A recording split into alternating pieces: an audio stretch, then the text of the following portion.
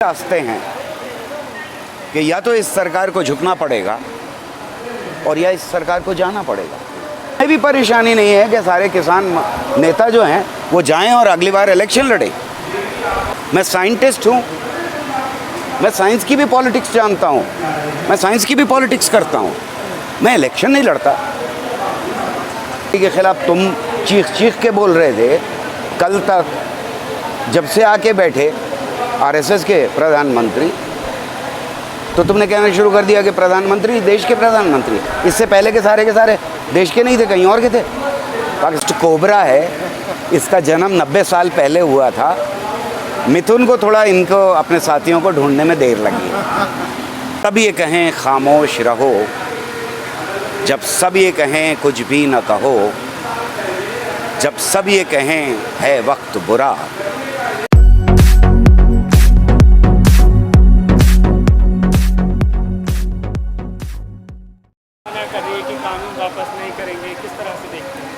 मैं ये समझता हूँ कि बड़ी बड़ी सरकारों को दुनिया में किसानों ने जब उठे हैं तो झुका दिया है, और दो ही रास्ते हैं कि या तो इस सरकार को झुकना पड़ेगा और या इस सरकार को जाना पड़ेगा।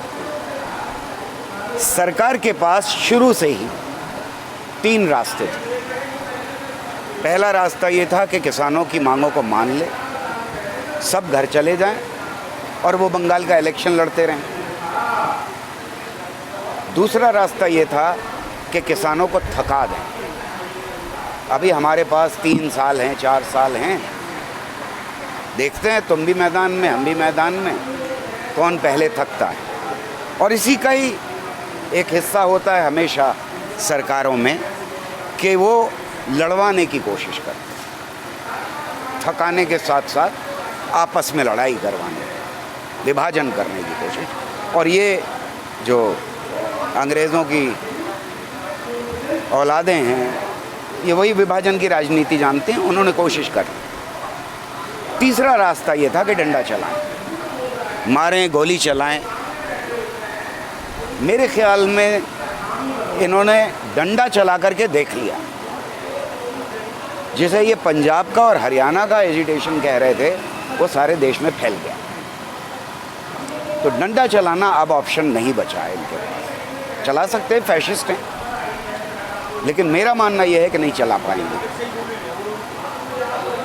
दूसरा रास्ते पे अभी ये टिके हुए हैं, थका दो, देखते हैं कब तक बैठेंगे। किसान की हिस्ट्री इस दुनिया में 10,000 साल की है। पूंजीपति कल आए हैं। किसान जानता है कि इंतज़ार कैसे किया जाता है। ये अगर इंतज़ार कर रहे हैं किसान के हटने का, तो किसान भी इंतज़ार कर रहा है कि ये कब बोरिया बिस्तरा समेट के जाएंगे। मेरा मानना यह है कि किसान की जीत होगी। सर, बंगाल में भी अब किसान नेता पहुंच गए हैं और कह रहे हैं कि भाजपा को हराएंगे।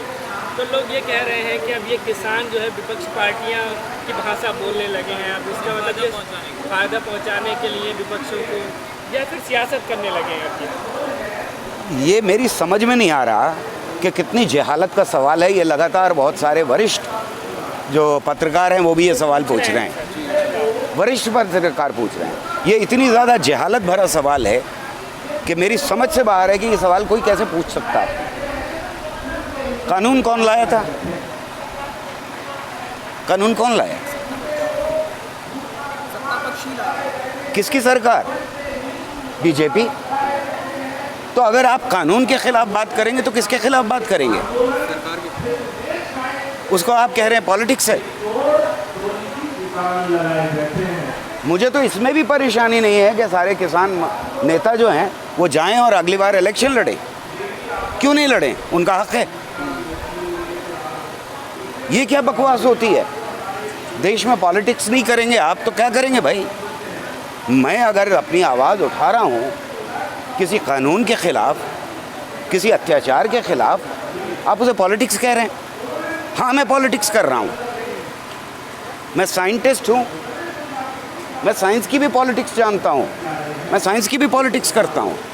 मैं इलेक्शन नहीं लड़ता। अगर पॉलिटिक्स नहीं करेंगे, अगर आप उसके खिलाफ खड़े नहीं होंगे जिसने ये काले कानून लाए हैं, तो फिर क्या मतलब आप कह रहे हैं घर बैठ जाएं, चुप हो जाएं? वरना तो हर चीज़ को आप पॉलिटिक्स कहेंगे। प्रधानमंत्री के खिलाफ मत बोलो, क्योंकि वो देश के प्रधानमंत्री। अरे लोकतंत्र में प्रधानमंत्री के खिलाफ तुम चीख चीख के बोल रहे थे कल तक, जब से आके बैठे आरएसएस के प्रधानमंत्री, तो तुमने कहना शुरू कर दिया कि प्रधानमंत्री देश के प्रधानमंत्री। इससे पहले के सारे देश के नहीं थे, कहीं और के थे, पाकिस्तान के थे। और अगर आज आवाज़ नहीं उठाएगा किसान इस सत्ता के खिलाफ, इस पार्टी के खिलाफ, तो किस तरह से वो सबक देगा दूसरे पार्टीज़ को कि क्या नहीं करना है। कल को अगर तुम गद्दी पर आओ तो किसानों के साथ ये नहीं कर सकते। ये सबक दे रहा है किसान सारी पार्टीज़ को, वो हरा के ही तो देगा। भाई ये किसके पास गए थे वोट मांगने के लिए? जब सत्ता में आए थे तो किसान के पास ही तो आए थे। तो अब किसान इनके तरफ नहीं जाएगा कि नहीं हटो यहाँ से, तुमने हमारी बात नहीं मानी। वोट देना भी राजनीति है। लेकिन सर किसान आंदोलन को कहा जा रहा है कमज़ोर हो रहा है, किसान यहाँ पर भी भीड़ कम होती जा रही है, हार मानने लगे हैं क्या किसान? मुझे तो भीड़ कम नहीं दिखाई दी है। 23 किलोमीटर लंबा था टीकरी बॉर्डर का, जो ट्रॉलियाँ लगी हुई हैं आज भी 23 किलोमीटर है। मैंने दोबारा नापा, आज भी 23 किलोमीटर है।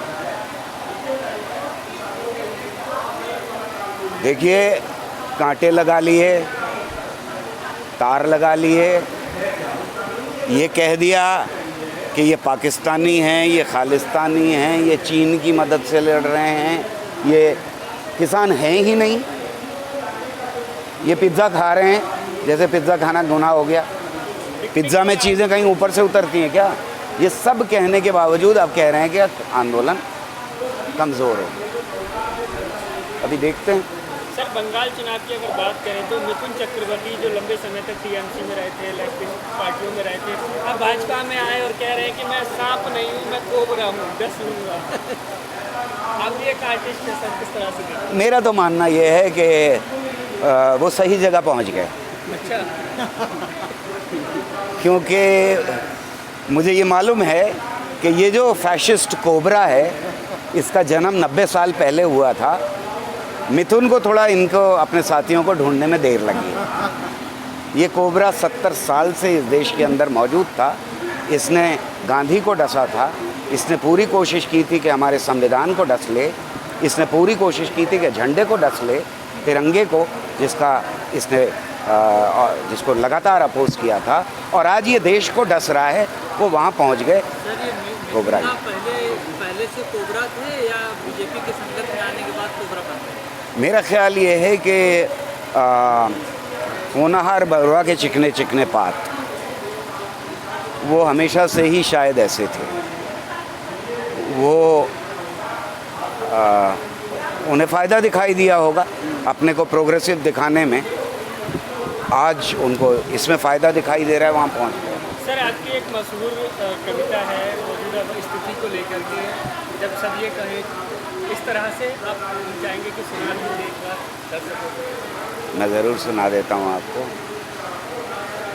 जब सब ये कहें खामोश रहो, जब सब ये कहें कुछ भी न कहो, जब सब ये कहें है वक्त बुरा, जब सब ये कहें ये वक्त नहीं बेकार की बातें करने का, जब सब ये कहें कुछ सोचो तो, जब सब ये कहें कुछ समझो तो, जब सब ये कहें कलियों का चटकना क्या कम है, फूलों का महकना क्या कम है, शाखों का लचकना क्या कम है, बिंदिया का चमकना क्या कम है, जुल्फ़ों का बिखरना क्या कम है, प्यालों का छलकना क्या कम है।